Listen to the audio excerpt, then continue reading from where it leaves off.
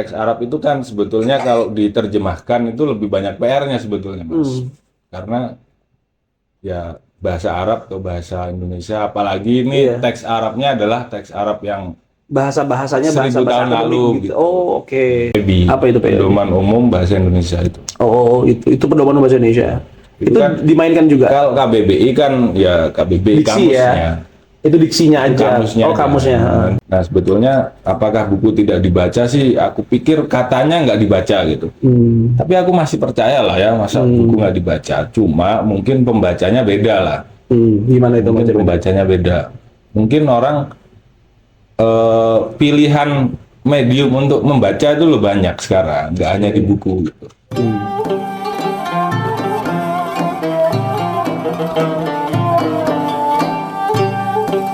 Sorry Mas Erik. Aduh, dari Mulas, mulas. Mulas, Insya Allah. Gimana kabar Mas Erik? Alhamdulillah baik. Luar biasa. Malam-malam Ramadan, layali Ramadan. Ini alhamdulillah nih ada Mas Erik di sini. Mas Erik itu sebagai direktur penerbitan Sanad Media. Ada berapa buku sih? Sejauh ini ya baru 3. Tapi itu luar biasa. Alhamdulillah. Ya alhamdulillah lah. Kita sudah berjuang ya. Mas Erik, ini kegiatan sekarang apa ini? Selain tentu mengawal kawan-kawan Sanad Media ya. Ya masih sama seperti sekitar 8 tahun lalu, Apa tetap itu? jadi editor. Asik. Jadi editor Editor aja ya? pokoknya. Editor itu berarti apa itu? Yang berhubungan dengan redaksional berarti ya? Iya, Tulis ya. menulis, Yang ngedit gitu. ngedit. EYD, EYD, diksi-diksi, diksi. selingkung gitu. Kalimat yang nggak efektif gitu. Kalimat yang gak efektif. Nah, itu penting sekali emang. Namanya dakwah itu kan juga bukan hanya soal retorika bicara depan orang, tapi juga ada dakwah literasi kan.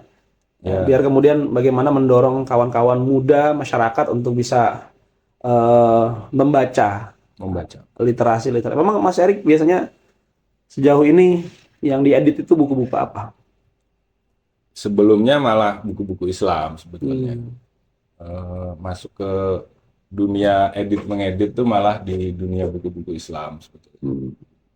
Jadi ya memang sebetulnya ya kita bisa karena terbiasa aja. Oke. Sering nerima teks-teks Arab gitu. Nah, teks Arab itu kan sebetulnya kalau diterjemahkan itu lebih banyak PR-nya sebetulnya, Mas. Karena ya bahasa Arab atau bahasa Indonesia, apalagi ini teks Arabnya adalah teks Arab yang Bahasanya seribu bahasa-bahasa tahun akademik lalu gitu. gitu. Oh, oke. Jadi kita untuk terus ya. mengkontekskan gitu kan. Nah, jadi di situ effortnya lebih, maka belajarnya juga agak ini sih, agak effort gitu. Oke. Jadi misalkan nih satu teks Arab satu lembar. Nah, itu dalam ketika diterjemahkan itu biasanya berapa lembar? Ya bisa 2 lembar, bisa 3 lembar misalnya. Satu kan. halaman itu. Kalau misalnya dia butuh penjelasan kan, biasanya kan kalau di bahasa Arab kadang menggunakan kata yang terlalu padat gitu. Oke. Nah, kata sepadat itu misalnya kan gimana kalau dibiarkan begitu orang nggak ngerti kan? Jadi harus Di SPOK-nya misalkan juga harus dipenuhi kan dalam satu kalimat dan satu paragraf begitu. Memadatkan kata itu penting. Iya. Agar kemudian orang membaca juga asik gitu. Ini khususnya dari Arab ya. Bahasa Arab kan ya kita tahu bahasa Arab tua sekali kan. Iya, bahasa tua. Sementara bahasa Indonesia bahasa baru Melayu gitu. Seusia Indonesia merdeka kan ya sebetulnya ya. Iya nggak sih? Iya, betul. Jadi aturan-aturannya terus disiplin kebahasaannya juga Iya.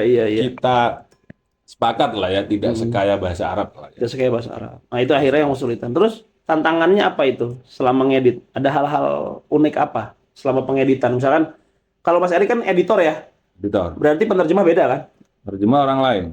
Orang lain menerjemah, Mas Erik yang editnya. Iya. Tantangannya apa itu? Ya kadang-kadang, ya tidak kadang-kadang, lebih sering sih kayak menerjemah ulang. Oh ya, menerjemah ulang. Ya, sering sih itu sebetulnya.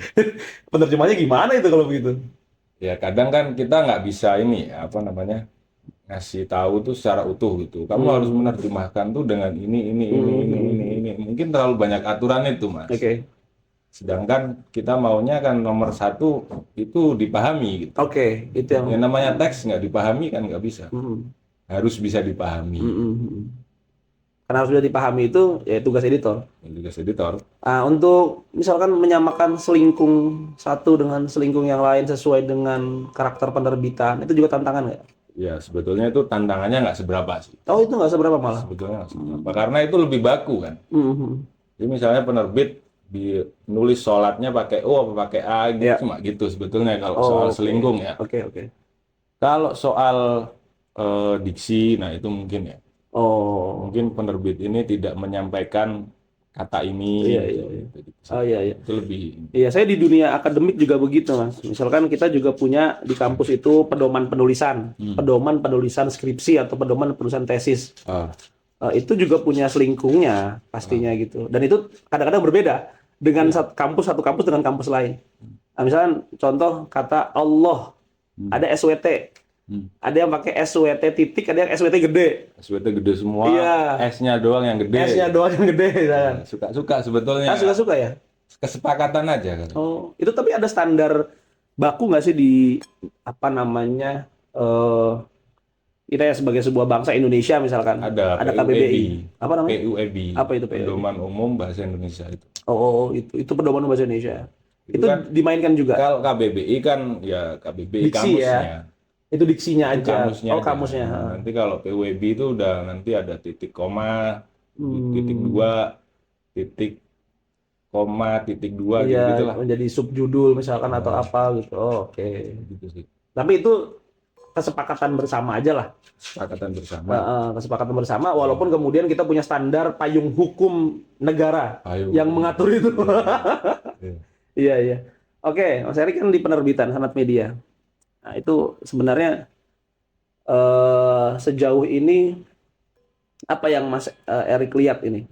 Kita punya penerbitan, lalu kita juga punya website gitu. Bagaimana mengintegrasikan antara website dan penerbitan ini agar sebetulnya kan kalau di Sanad ingin semuanya. Iya. Bukunya jalan, websitenya Iya. jalan, YouTube-nya jalan. YouTube-nya jalan semuanya ya. Iya. Nah, buku ini kan kalau bicara buku sebagai medium untuk transfer ilmu ya, ya memang dari dulu lah ya. Dari dulu. Istilahnya kita itu punya hutang yang besar buat buku. Nah, di Sanad ini kan tagline-nya apa sih? Gitu. Berbicara, gimana sih? Apa sih? Ya intinya kan apa sih di sini? Inilah ya. Membaca sebelum bicara. Membaca sebelum bicara. Ah, itu maksudnya apa itu? Membaca. Tanya CEO-nya. Membaca sebelum bicara. Ya setidaknya itu kan maksudnya literasi lah ya. Oke, jadi kemudian dia ngomong itu harus punya data dong. Harus by punya data. Lu nggak bisa literasi. ngomong kemudian dengan data yang asal. Iya, nah. Data, apalagi soal agama. Iya, kan? betul. Harus ada teks utama. Terus turunannya yang disarah. Sarah terus disarah lagi. Betul. Tapi kan kita harus tahu juga. Ininya kan, yang core-nya gitu. Core. Ada diroyahnya lah gitu, pemahaman yang kemudian disepakati bersama. Iya. Oke, siap. Itu jadi tantangan juga ya. Nah, terus Mas Erik sendiri melihat memang di Indonesia ini bagaimana aktivitas literasi itu sejauh ini begitu? Ya, trennya kan membaca orang ini ya lebih banyak sekarang di gadget ya. Oh, membaca dari gadget ya? Iya. Nah, sebetulnya apakah buku tidak dibaca sih? Aku pikir katanya nggak dibaca gitu. Tapi aku masih percaya lah ya, masa buku nggak dibaca. Cuma mungkin pembacanya beda lah. Gimana itu? Mungkin pembacanya beda. Mungkin orang pilihan medium untuk membaca itu lebih banyak sekarang, nggak hanya di buku gitu. Kalau bicara baca PDF tuh baca buku nggak? Ya baca buku kan? Baca buku. Intinya kan teksnya itu dari buku apa gitu ya. Iya. Padahal kalau di Instagram itu ada quote-quote misalkan. Itu juga kan baca, juga kan? baca namanya.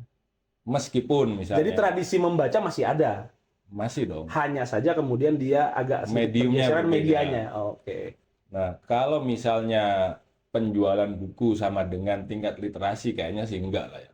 Oke. Enggak dong. Iya, nggak mungkin. Nggak mungkin sama lah ya. Nggak mungkin sama karena kan mediumnya orang tetap baca. Mungkin tidak baca di buku ya baca di HP, terus itu kan sama aja kan. Iya. Tapi kalau saya sih memang lebih prefer ya, lebih memilih itu untuk bacanya di buku. Kalau baca di PDF itu ya dari HP itu agak sulitan. Atau misalkan kita baca tab gitu, kita agak sedikit ini agak kesulitan. Mata itu lebih capek sepertinya. karena mungkin ada pencahayaan dan lain sebagainya. Tapi kalau baca buku tuh ya sebenarnya lebih ini aja, lebih enak begitu. Per lembarnya bisa kita tahu, oh langsung halaman sekian, langsung halaman sekian. Sensasi sebetulnya. Sensasi. Banyak sih sebetulnya Iya, orang-orang iya. yang bahkan kalau temen itu kan aromanya malah. Apa itu? Aroma bukunya nggak bisa lepas dia dari Oh, situ. oke. Enggak, alasan dia nggak mau baca PDF gitu loh. Iya, iya, iya. Itu karena ketika membaca buku ada sensasi suara lembarnya, terus aroma Oh begitu ya? raisin gitu. Oh begitu? Iya Oh gitu, dong. itu unik tuh orang itu berarti. Iya, jadi dia Oh dia gitu, mencium oke. dulu gitu. Ah. Seolah-olah ini dari abad berapa. Ya kan? Dia kan Iya, iya, iya. sensasi itu dia nggak mau hilangkan. Nggak mau hilangkan. Maka lebih prefer baca buku. Tetapi bahwa esensinya sebetulnya sama, Pak. Iya, iya. Membaca. Membaca. Nah, terus sejumlah kemudahan kita dapat kalau Iya. kita baca PDF. Aksesnya lebih cepat, misalnya buku apa, kita tinggal searching, tambahin PDF itu kan muncul ya. Bisa internet juga kan, langsung googling kalau kemudian pakai Ya bayangin Android. dulu kan nyari buku apa harus kemana, itu pun belum tentu ada.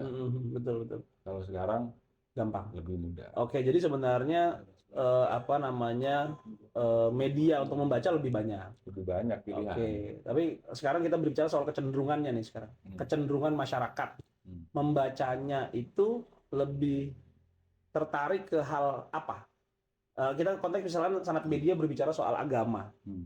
Apakah kemudian bacaan-bacaan yang terkait dengan agama pada tahun-tahun ini, dekade-dekade ini itu lebih diminati atau kemudian malah ditinggalkan? Terus teman-teman, aduh, Ya. ini kayaknya seru nih kalau ada ini nih. Apa itu? Wih. Gugur ya? Gugur. Biar kita bisa menyium aroma-aroma. Biar lebih terlihat malam gitu ya. Biar lebih terlihat malam.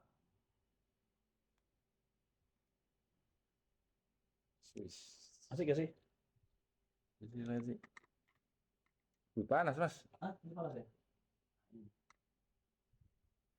Seru nih. Itunya. Apanya itu?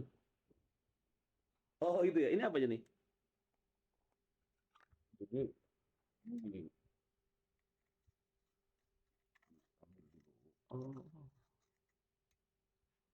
Oh gitu. Ini tradisi mana ini? Jadi malam-malam Ramadan supaya harum begitu kan. Dengan keharuman itu mungkin malaikat rahmat turun gitu nggak sih? Ngobrol juga hal-hal yang substansial ini. Penting ini. Masalah literasi soalnya. Udah nih. Terus ini juga main.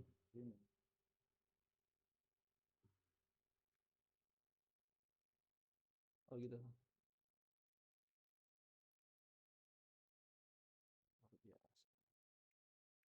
Indah sekali. Itu sih ngerokok tadi. Siap. coba. Nah, indah kan? Biar kemudian aroma-aroma turos, aroma-aroma masa lalu kelihatan. Kita rasakan begitu. Mas Erik, tadi bicara soal kecenderungan masyarakat. Ya. Lebih ke arah mana sebenarnya nih? Keagamaan itu masih diminati nggak sih? Kalau aku lihat sih, sepertinya sih ya sangat diminati. Ya, Iya dong. agama ya. Agama sangat Apa indikatornya? Indikatornya ya, artinya begini ya. Kalau melihat tren di media sosial itu, kalau khususnya di bulan Ramadan itu, pencarian mengenai hukum, mengenai tata cara ibadah, mengenai doa-doa itu tinggi sekali. Ya, aku setiap hari ngecek lah. Oke, ada by data nih ya. By data. Jadi selalu naik gitu. Misalnya artikel yang aku tulis 3 tahun lalu misalnya mengenai doa setelah Doa setelah sahur. setelah taraweh gitu. Itu naik lagi Mas, dicari lagi gitu, muncul lagi ya 3.000, 4.000 Oh ya. dilihatnya. Sehari sebegitu ya. Doa setelah taraweh itu banyak diminati. Cuma indikator cuma itu aja. Enggak, maksudnya gini, itu satu media ya. Oke. Di Indonesia ini kan setiap kabupaten kota kan jadi media. tinggal belakangnya dikasih nama kabar gitu. Iya nggak sih? Oh ya Depok, Depok kabar Depok. Kabar. Iya Jakarta, Bogor. Bogor gitu ya. Semua kabupaten kota. Iya iya iya. Belum yang nasional. Hmm. Itu banyak sekali, Mas. Hmm. Dan artinya itu kalau di hari biasa itu nggak terlalu begitu. Hmm. Maksudnya minat orang untuk tahu mengenai hukum agama itu ya cukup tinggi. Cukup tinggi ya. Hanya ketika misalnya dia nggak nelpon langsung ke ustadznya, itu tidak berarti mereka nggak ingin tahu gitu. Oh, oke. Ya, dia tinggal megang HP gitu. Iya. Mau tahu doa apa kan? Iya. Wong kemarin aja ada alumni Al Azhar yang S2 itu mau sholawat, dia mau baca sholawat dia buka HP dulu kan. Siapa ini? Ada temen itu namanya Ustaz Bakri. Sholawat apa gitu kan kemarin nggak sih? Pakai HP ya. Iya iya iya. Nah, artinya Artinya semudah itu nyari informasi. iya iya iya. Nah, yang tahu informasi itu kan yang mengakses data di Iya. pencarian itu. Iya iya iya. Nah, tapi hal-hal yang serius dalam agama itu kemudian diminati nggak? Ya bukan hanya soal kemudian kemudahan di HP enggak. Tapi kecenderungan masyarakat menurut Mas Erik ini untuk agama itu hal-hal seperti apa gitu? Hal-hal yang simpel, yang mudah praktikal, keseharian. yang keseharian, yang memang dibutuhkan hari-hari, misalnya doa, sholat duha gitu. Mungkin lagi populer lagi karena ekonomi susah. Sholat duha dipercaya memudahkan Rezeki. Doa sholat duha naik lagi pencariannya. Itu kan berarti orang tetap gitu loh, Mas. Maksudnya, Gitu ya? maksudnya gini, apa? Ketika orang susah itu ke agama dulu tetap. Kembali ke agama. Ke agama dulu. baru Kembali ke nanti- agama walaupun bukan berarti kembali ke tokoh agama. Ya, belum tentu. Belum tentu. Eh. Nah, ini masalah akhirnya. Artinya gini, bentuk verifikasinya beda. Oke. Untuk menerima, mengambil bahwa berita ini benar salahnya, dilihat dari penyedia kontennya. Misalnya dia ngambil hukum dari website Sanad atau dari NU Online gitu. Ya, itu terverifikasi. Terverifikasi, orang Media yang percaya muktabar. gitu. Orang percaya gitu. Yang nulis itu anak-anak ini Alumni Al Azhar, santri-santri. santri-santri, punya data, dosen. dalil segala macam, Dia memang akses kitab gitu. Ya. Nah, orang kan bentuk kepercayaannya tuh beda gitu loh nanti jadinya. Jadi orang misalnya untuk mengetahui hukum apa yang sensitif, misalnya hukum apa nikah beda agama gitu, dia kan lebih akan percaya ketika mengakses website yang muktabar, NU Online gitu. Iya, iya. Dan memang website muktabar itu ibaratnya adalah ya kita punya sanad mutasil juga gitu, sanad yang bersambung. Sepertinya begitu. Setidaknya memang karena kita percaya kepada penulisnya, Iya. kepada medianya kita percaya karena Kopi orang-orang dulu, kopi dulu. Oh iya, terima kasih. Insya Allah luar biasa. Ini tradisi di sini memang begini. Kopi. Siap. Dulu waktu di Kairo, Mas Erik ini punya tradisi ngopi yang mengerikan sekali sepertinya. Terima kasih Iya. Mas Suci. Tapi coba gimana aromanya ini? Iya. Aroma kopi. Di Sidoarjo. Ya. Oh gitu. Iya. Kalau Mas Walang, kalau misalnya mencium kopi, itu apa yang akan disampaikan sama Mas Walang kira-kira? Panjang dia Mas, kalau nanya soal rasa dia panjang. Aduh. Siap. Jadi apa namanya, orang-orang punya kecenderungan juga di agama, meskipun kemudian bukan berarti dia kembali ke tokoh agama. Tapi kadang-kadang bermasalah karena yang menjadi rujukan, ya, itu kemudian bukan sebuah website-website yang mu'tabar. Dan di Google itu kan algoritma ya bermain. Betul. Ya, jadi website yang ini sudah besar, yang puluhan ribu gitu. Akhirnya ketika dia mengakses sesuatu, yang dimunculkan adalah website tersebut walaupun dia bukan mu'tabar. Betul. Nah, itu tantangan sebetulnya. Tantangan kita yang harus ngaca sebetulnya. Nah, gimana ngaca gimana nih? Jadi kan kita itu nganggap begini, wah kalau udah googling tuh dapatnya nanti dari ini lah. Iya. Kamu kan tahu bahwa peperangannya itu ada di Google, Oke. di pencarian Google. Lah, kamu tidak berusaha memperbaiki tulisan, Oke. tidak main SEO, tidak mempertahankan rating website. Begitu-begitu tidak konsisten posting. Iya. Terus Anda menyalahkan website besar. Nah, ini kan nggak ngaca berarti. Oh, begitu. Iya. Jadi memang kita harus menyaca diri juga. Iya dong. Website media nih kalau mau diakses ya perbaiki itu semua. SEO-nya diperbaiki, tulisannya diperbaiki. Karena itu kan ya kita tahu sendiri itu pola pencarian kan. Iya. memang dalam beberapa tahun ini ketika misalkan kita ngeklik sesuatu misalkan hukum yang keluar tuh rata-rata bukan website yang muktabar dalam arti aswaja lah kita tahu gitu. Oke. Ahlussunnah wal jamaah. Yang keluar itu ya bahkan tradisi-tradisi non aswaja yang sering keluar gitu dalam pencarian agama. Ya.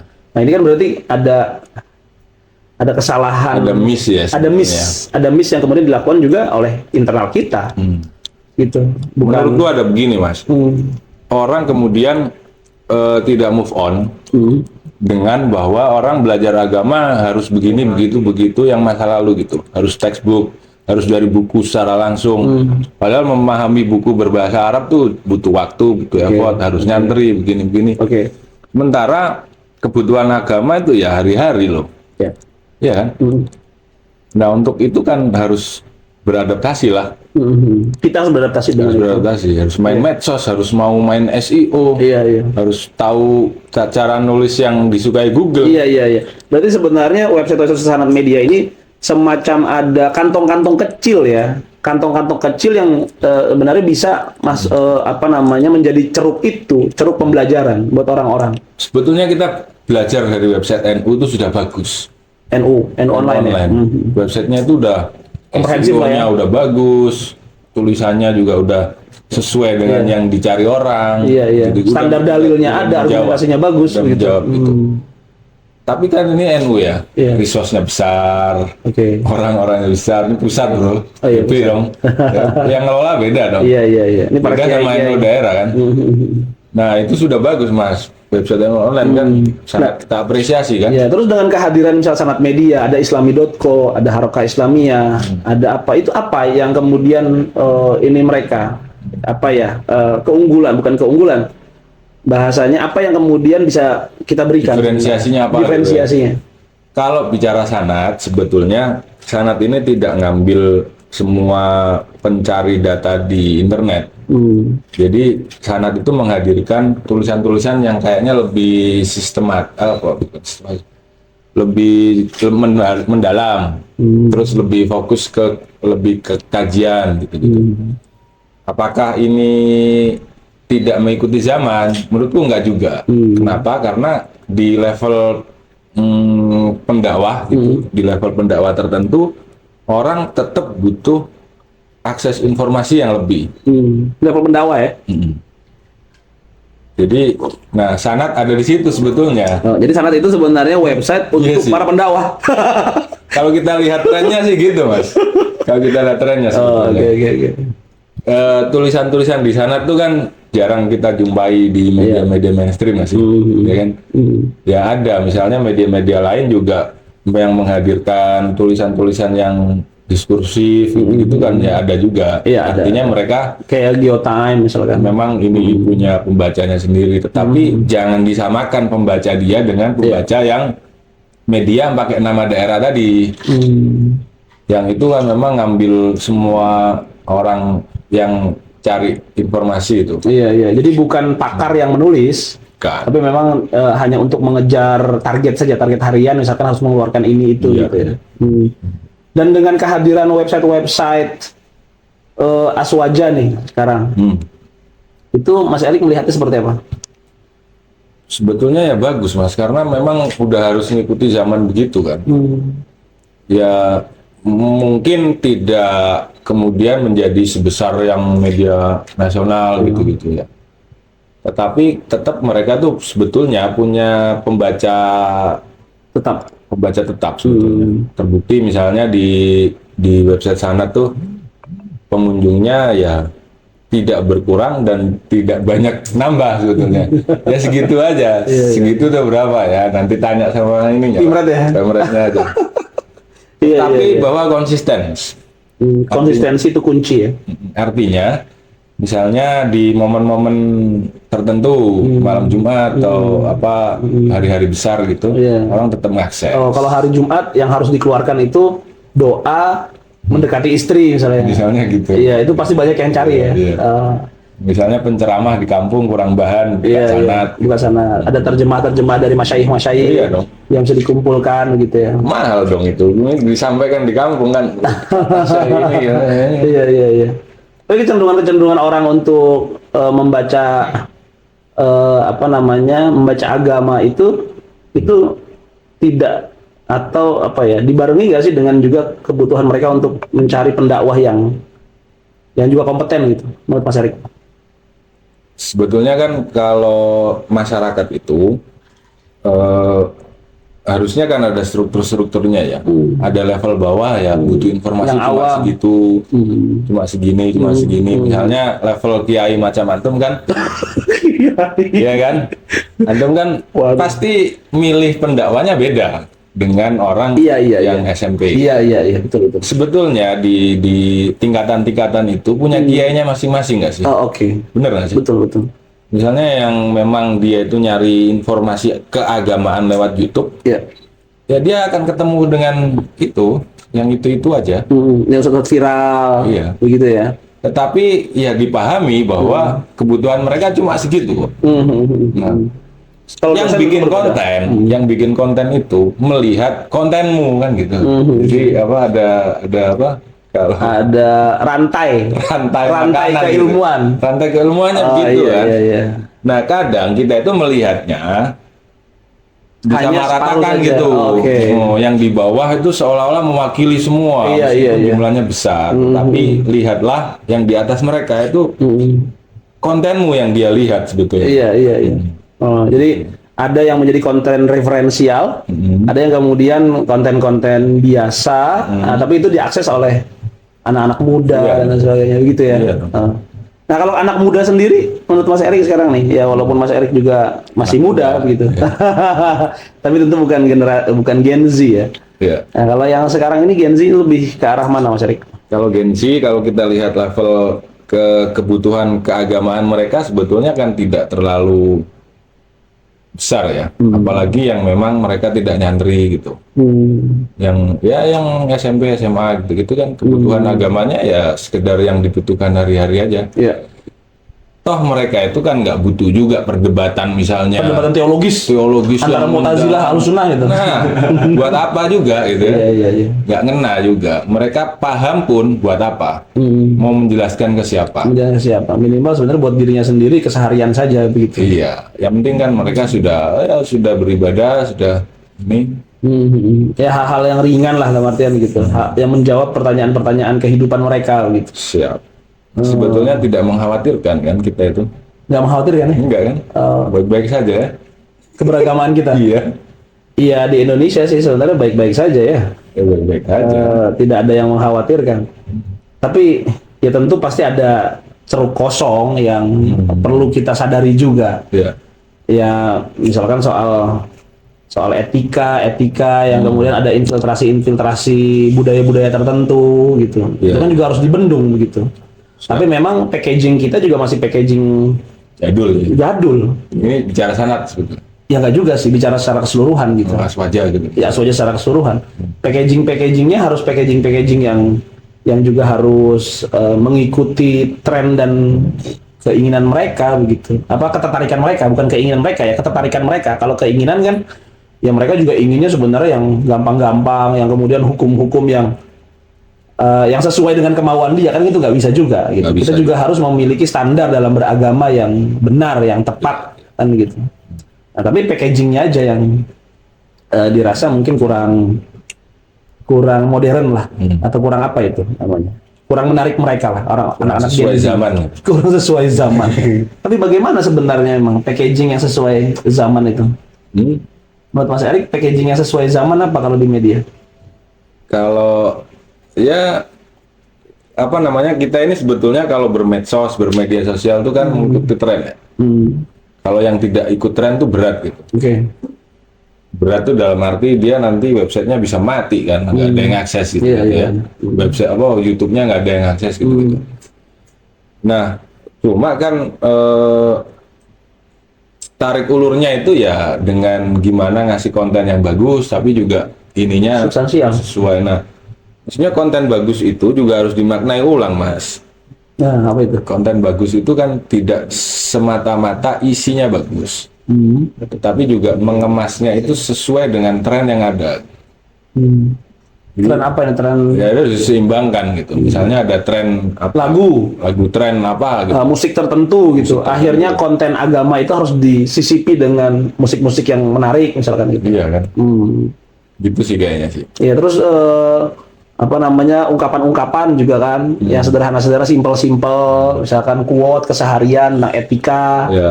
itu juga harus apa namanya, dibuat lebih menarik lah pokoknya gitu ya. Iya, misalnya musim orang galau gitu. Atau musimnya orang-orang yang bucin. Ya. Nah, gimana caranya bikin konten yang juga dibutuhkan oleh orang bucin, tetapi Iya. juga ada Unsur Islaminya kuat. unsur islaminya kuat, referensinya jelas, mudah diingat, menjawab pertanyaan dia gitu. Iya, iya. Nah, itu yang menjadi tantangan ya. Tantangan ya. Tantangan media-media seperti Sanad Media ya. Dan di Sanad Media kan juga kita menghadirkan para masyayikh sebenarnya, di YouTube kita terjemahkan gitu. Nah, kalau Mas Erik melihat transformasi dari Arab ke Indonesia nih, kan itu keilmuan dari Timur Tengah gitu, kita transformasikan ke Indonesia. Ya, Nah, itu baik apa enggak sih menurut Mas Erik? baik Mas. Baik ya. Baik sekali. Jadi bukan kemudian ini kan orang-orang Timur Tengah, mereka nggak tahu dengan Konteks di di Indonesia. konteks Indonesia. Ngapain kamu terjemah kalau orang kiai-kiai banyak gitu? Betul, itu betul. Tidak semua orang mengerti konteks Iya. di Timur Tengah. Tetapi kan kita lagi-lagi bicara tadi, yang akses kita siapa? Gitu. Yang akses kita kan, kita kayaknya sih belum punya data yang fix. Iya. Tapi beberapa kali kan kita ketemu orang gitu, nanya. Yang nanyain konten kita, ternyata mereka punya jamaah. Misalnya. Ternyata mereka dosen, ternyata mereka ngajar gitu. Artinya yang akses kita itu, aku percaya sih mereka punya konteks yang akses sanad itu. Nah, mereka menyampaikan ke jamaahnya melalui bahasa lokal. Bahasa lokal. Bahasa Walaupun dan- kita sampaikan budaya itu transformasinya dari masyayikh-masyayikh itu. Iya. Karena akan ada ini, Mas, sebetulnya. Ada apa namanya? Seleksi. Secara alamiah itu orang terseleksi gitu. Orang biasa melihat konten sanad yang hanya menerjemahkan ulama-ulama Nusantara, Ulama-ulama Timur Tengah. ulama-ulama Timur Tengah, boring. Oke. Dia harus mendengarkan dan membaca terjemahan. Boring kan? Boring. Belum lagi mengerti konteks. Jadi ada 3 tahapan lagi yang harus dia lakukan. Iya. Sementara orang yang sudah punya bekal, apalagi orang yang memang mengerti bahasa Arab, Iya. gitu, ya dia nggak ngelihat terjemahannya, dengerin aja kan. Cuma sanad memilihkan konten Memilihkan yang sesuai. konten yang sesuai. Nah, mereka tidak lagi melewati 3 tahapan effort itu tadi. Iya, iya. Jadi mereka sudah langsung dapat isinya. Tinggal mereka sampaikan dengan bahasa lokal kan. Iya, iya. Dan di sana juga ada Sanad Nusantara kan? Ada. Sanad Nusantara itu lebih kepada para ulama-ulama lokal yang juga kita pilihkan tema-tema tertentu yang menarik, yang sesuai dengan konteks keadaan masyarakat gitu. Kan itu ada. Justru kalau YouTube sanad itu misalnya nih dihentikan, bahaya Mas. Penceramah-penceramah nggak punya bahan, nggak punya apa namanya, Punya referensi ngomong ya. punya referensi, Iya, iya. nggak punya referensi yang muktabar. Iya, iya. Menurut Syekh Ali Jumu'ah, Itu kan enak gitu. menurut Grand Syekh Azhar gitu. Padahal lihat menurut Sanad Media. Iya, iya. Iya, iya, iya. Jadi punya ceruk masing-masing lah ya. Iya loh. Iya, iya. Kalau sekali ber-NU mungkin masyarakatnya secara umum, tapi kalau Sanad Media kita ingin menawarkan hal itu. Dan memang penerjemahan yang dilakukan Sanad Media, Mas Erik, ini menurut saya ya bukan kita tafakur dengan media kita begitu. Tapi memang menurut saya yang mengawali tradisi penerjemahan masyayikh Timur Tengah, khususnya Mesir loh ya. Ya. Khususnya Mesir, kita kan dari Mesir dan juga kita ingin mengawal tradisi ulama-ulama di Mesir. Itu Sanad. Iya. Betul nggak sih? Betul. Iya, Sanad yang mulai memulai, baru kemudian sekarang banyak nih Iya. media-media yang juga mengolah itu. Ya kan setiap zaman tuh beda-beda lah ya. Kalau zaman dulu, misalnya zaman-zaman ulama Nusantara dulu itu kan mereka belajar dulu ke sana, Iya. terus menerjemahkan isi pikiran ulama-ulama sana ke sini Dengan tulisan. dengan tulisan mereka sampaikan. Itu kan bentuk lain dari penerjemahan. Di selanjutnya menerjemahkan bukunya secara langsung di Indonesia kan. Iya. Nah, mungkin zaman kita ini udah menerjemahkan kalam-kalamnya ya secara langsung ya. Kalam-kalam ya. Akhirnya muncullah video-video. Jadi apa namanya, kita juga punya sanad bahwa yang dilakukan ulama dulu itu yang menerjemah. Iya, iya, iya. Dan memang apa namanya, pernah ada pertanyaan kepada Habib Umar bin Hafid ya, salah satu ulama besar Yaman. Beliau ditanya soal bagaimana kemudian hukumnya kita itu belajar dari YouTube. Belajar dari YouTube. Ini sanadnya mutasil nggak sih sebenarnya? Syekh Habib Umar itu kemudian menjawab, yang saya ingat itu mutasil sanadnya, pemahamannya mutasil, asalkan ada satu syarat namanya ta'alluqul qulub kepada si masyayikhnya gitu. Kita punya keterikatan hati di sana yang mana kemudian secara manhaj kita yakini, secara manhaj kita taklid kepada mereka. Maka ketika kita belajar dari YouTube itu sanadnya mutasil. Nggak apa-apa juga lah ya. Nggak apa-apa juga, itu kan semua sebuah proses belajar ala modern. Iya. Gitu, dan sanad mewasilahi itu. Mewasilahi itu. Ya alhamdulillah. Tapi ya tetap harus ini juga ya. Ya effort yang harus effort lebih, harus effort beberapa misalnya nyari konten yang relevan, dibutuhkan. Kalau sekarang lagi ada apa nih yang seru? Ya apa tuh? Di media sekarang lagi ada hal apa nih tentang keagamaan yang seru? Selain hak angket loh ya. Sama pengumuman KPU.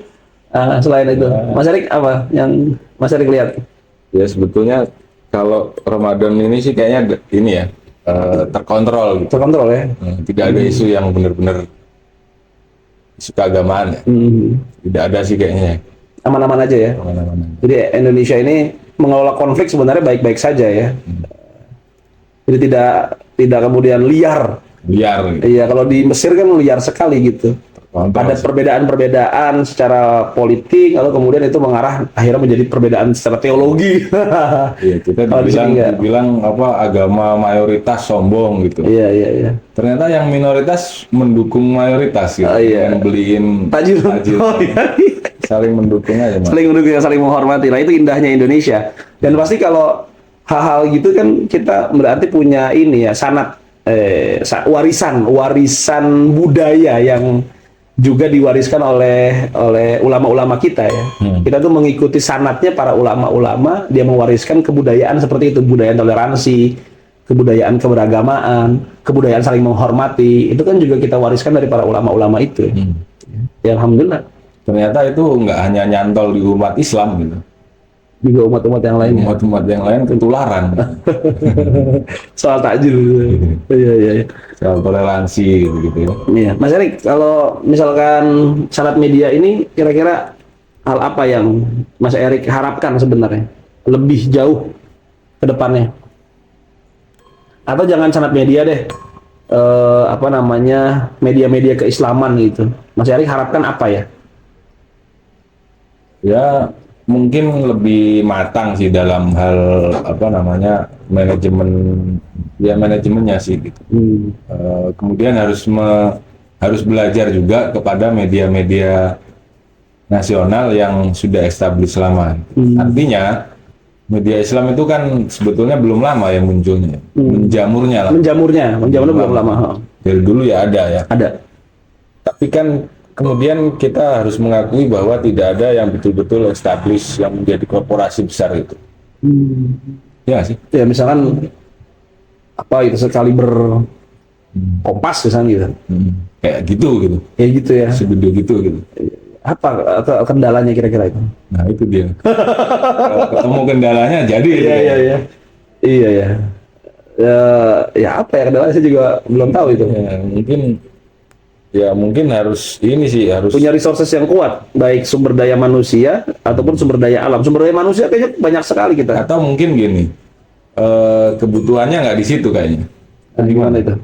Kebutuhan apa? Misalnya gini, kita bicara media yang fokus ke agama, ada sanad, ada bincang syariah, ada alif dan lain-lain. Pembacanya ada gitu. Ya, tapi kita lihat ya begitulah ya. Begitunya gimana? Maksudnya tidak kemudian menjadi yang gini lah, tidak menarik investor untuk datang gitu. Ya sih. Kita bedakan, Mas. Coba Mas lihat media dengan tema kesehatan atau otomotif gitu. Iya. Ada kan yang dulunya tuh nggak ada, terus dibeli media besar gitu. Ya, oke. Iya kan? Oke. Banyak banget. Banyak banget. Khususnya yang kesehatan. Iya. Langsung dibeli sama funding. Iya. Kucurannya besar. Iya. Begitu kucuran besar itu kan jadinya bagus gitu kan. Iya. Medianya Karena kuat, resources-nya redaksinya jadi akhirnya. kuat, Iya, konsisten. Iya. Kita nggak tahu kenapa itu ya. Iya kan? Iya.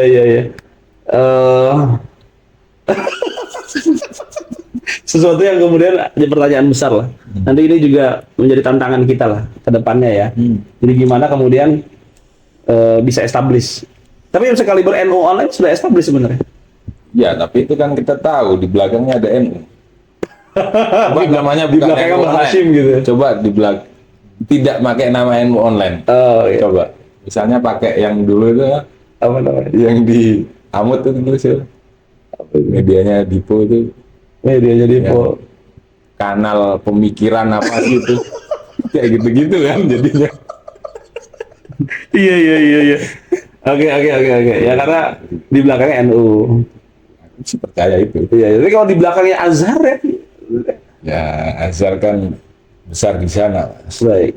Iya. Makanya kemudian Sanad Media hadir untuk memperkenalkan itu, manhaj ulama-ulama Azhar, Iya. metode pemikirannya, cara pengambilan hukumnya itu dari Sanad Media begitu ya. Mungkin pada titik menyebarkan pengetahuan, menyebarkan ilmu ini kayaknya sudah selesai di titik itu. Nah, yang belum selesai di mana aja berarti? Ini titik selanjutnya itu loh. Apa itu? Membangun peradaban, Iya, yang peradaban global gitu. kemudian menarik investor gitu. Itu kan berarti Iya. artinya memang ininya kecil ya. Iya. Dan tapi investor sendiri bukan berarti kemudian kita melihatnya secara material ya.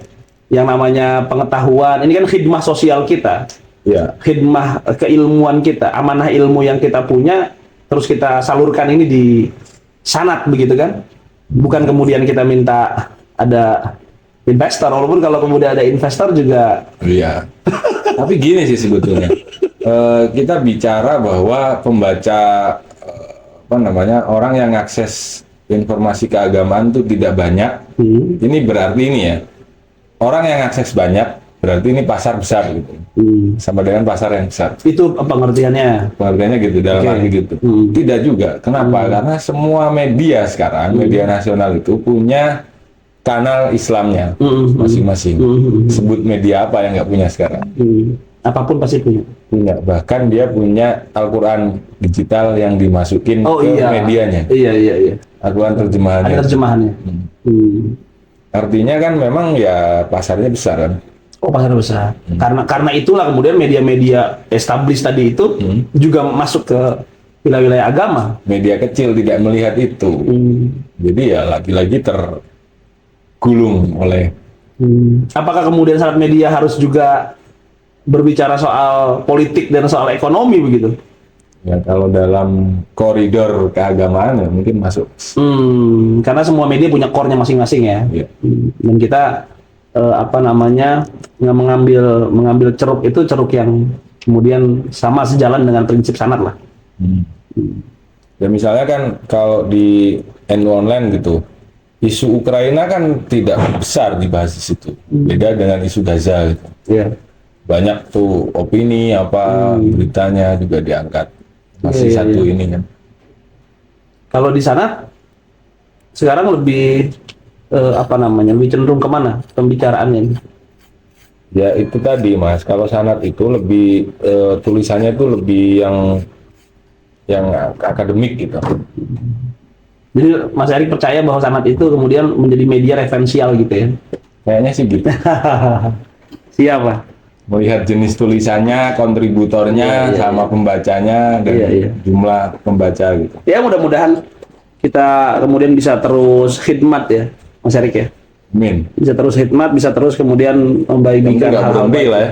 Konsisten. Nanti nggak berhenti. Konsisten, kalau kata Mas Top, konsisten adalah hal yang paling utama. Khairul karamah al istiqomah begitu ya. Sebaik-baik karamat itu adalah istiqomah atau konsistensi kita. Oke Mas Erik, ada nggak pesan terakhir nih? Pesan-pesan lah untuk semua para penggiat dakwah. Wah, ngeri sekali. Ya dalam koridor jurnalistik ya, Mas Erik kan memang orang jurnalistik, seorang wartawan. Kira-kira apa yang menjadi concern Mas Erik ini? Pesan-pesan untuk kawan-kawan. Ya, khususnya untuk santri-santri ya. Santri ya. Santri-santri kan kalau bicara media Islam tuh banyak kan santri yang isi ya. Oke. Nah, ini tuh ya memang harus santri sebetulnya kan biar lebih Nggak usah malu-malu lah santri begitu ya. Nggak usah malu-malu untuk kemudian bisa menulis. tapi bahwa harus diingat tuh gini pesannya. Iya. Ketika dapat ilmu di pesantren, terus kemudian kuliahnya juga agama lagi gitu. Iya. Kadang-kadang lupa bahwa tulisan itu harus disajikan dengan bahasa yang lebih universal. Coba belajar lagi cara memahami tulisan-tulisan yang lebih modern, yang lebih seger. Dan kemudian bahasa-bahasa pesantren dituangkan lagi ke tulisan yang pembacanya itu umum gitu. Oke. Satu contoh dong, Mas Erik, ngasih contoh ke kawan-kawan. Nah, di bahasa Arab itu kan biasanya kan hu gitu banyak ya. Domir. Domir. Kata ganti kembali ke siapa begitu. Itu diterjemahkan aja nya gitu. Dalam satu kalimat tuh ada nyampat gitu. Itu kan nggak enak gitu. Orang bacanya juga nggak enak, secara IED juga kayaknya nggak bener gitu. Ya kan? Nah, itu salah satunya sih.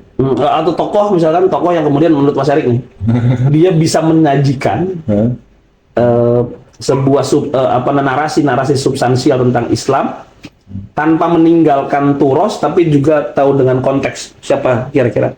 Banyak dong. Nah, coba sebutin, menarik nih. Salah satunya pemretnya Alif itu loh, Mas Hamzah itu. Bagus sekali tulisannya. Oke, Mas Hamzah. Akan ngefans. Iya, maksudnya kan nulis santri, memang ini bergulat di dunia literasi keislaman, nulisnya juga enak. Masih khas santri, guyon-guyonan santri, tetapi juga berbahasa Indonesia dengan baik. Oke. Satu lagi. Siapa yang Mas Erik nih?